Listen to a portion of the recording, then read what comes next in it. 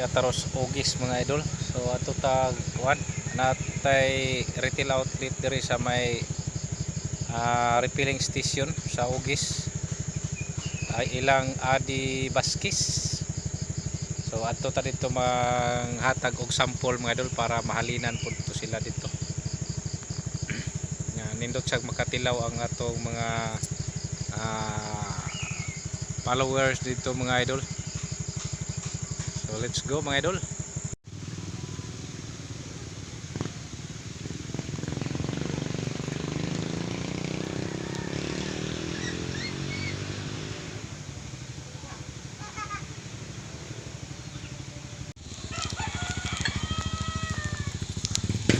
Ayo. Mayong hapon manghatag kog sample kape. Pinaig bugas nga nay kamunggay. Pinaig bugas nga nay kamunggay. Ha? Pinaig bugas nga nay kamunggay kape. Aw wala mo sabi. Ay hatag ra ni. Sample ra man ni. Sample ra. Nya ganahan ka. Ana ra ilang Adi Baskis na baligya sila. Aw diha. Oh. Hapit nga nahurot akong gi hatod ngadto.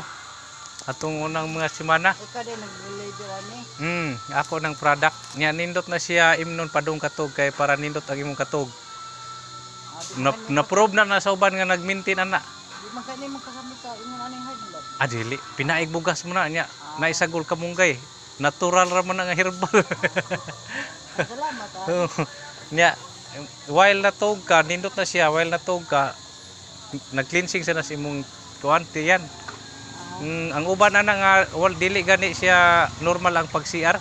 Muabot pag 3 o 4 ka adlaw usa mag-CR. Nahibong sila, nag-maintain no sila ana. Kada adlaw naman siya mag-CR. Kaya sa meaning cleansing. Mao na gud ko na pangapi. Daghan gyud naka-approve ana.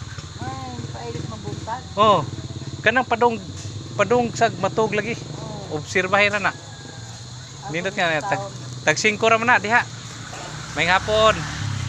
Tagaan sa ni si tatay para Ana naman gani na. Di lang tagsa mo tagsa. Lamat kayo.